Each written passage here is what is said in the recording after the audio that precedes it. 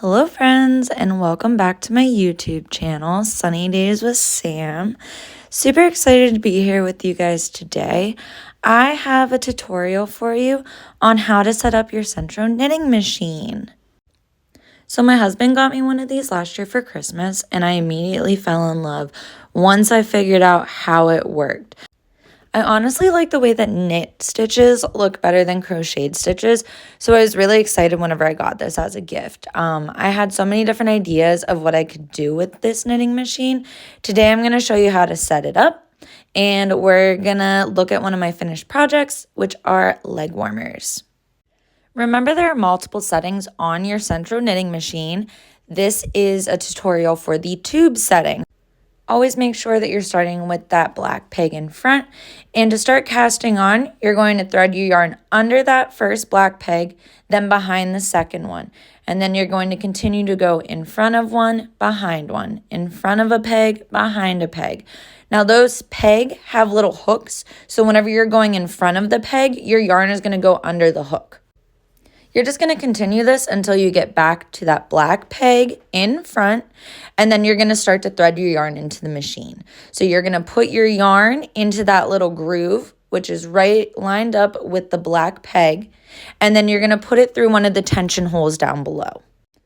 Remember, there are 3 different options for your tension. For this one specifically, I chose the center tension hole. And now you're just going to start cranking away. Don't go too fast because then you're going to skip stitches. I've learned that row 2 is a really important row to pay attention to. And, take it at a really nice, easy speed so you don't drop any of your stitches on row 2. Once I get past row 2, I kind of speed it up a little bit, but I always try to keep track of if I have drop stitches or anything. Since I'm a crocheter, I didn't really understand how the knitting was working, like how the stitches were supposed to look whenever I first started, but I promise it comes out amazing every time if you do it correctly.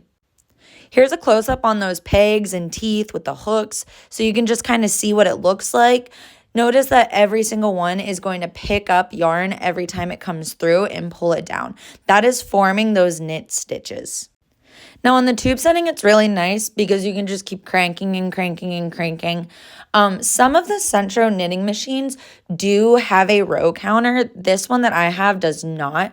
So I usually have my measuring tape with me so that I can measure out exactly how long I want it. Because I'm usually making leg warmers in sets, or I'm making my sleeves in sets, and I want them to be even. I do have one at work with my residents that is a bigger size, which I don't really like, but it has the row counter on her, which I do like. So I wish that I had that on my own. As far as rows go for my leg warmers, I use anywhere from like 50 rows to 100 rows, sometimes more. I like my leg warmers to be one size fits most. So I try to make them for tall people, for short people, make them so that you can fold them in half. And I use the tube setting for these. I know some people use the panel setting for their leg warmers and then they sew them together. I think it is much easier to just use the tube setting on your Sentro knitting machine.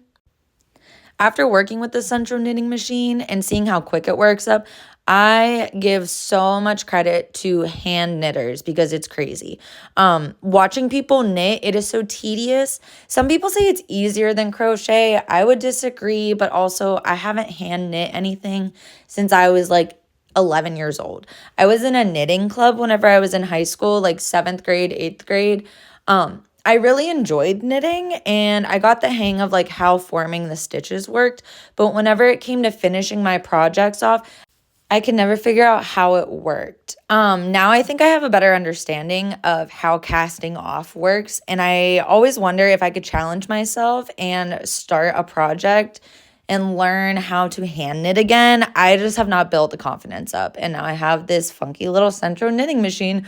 So it's really easy for me to procrastinate those talents and, learning experiences.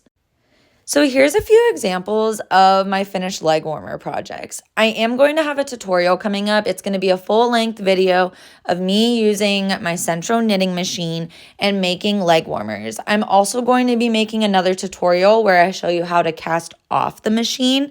I've just had a lot of requests of people asking me, how do you even start on the Sentro knitting machine? So I wanted to make a quick little tutorial and show you guys how to set it up, how to get your machine threaded, how to get it started on the tube setting. I will have full-length tutorials coming up to show you like a completed project though, I promise.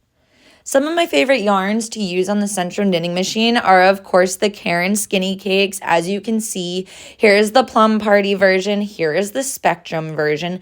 The yarn is really easy to work with. They still make Caron Skinny Cakes, but these two colors are discontinued.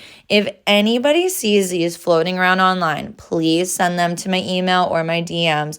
If you're from another country, please send them to me anyways, and I will set something up so that I can pay you to ship them to me. And I literally do not care about the price. I am obsessed with these color schemes, and I am so sad that Caron discontinued them.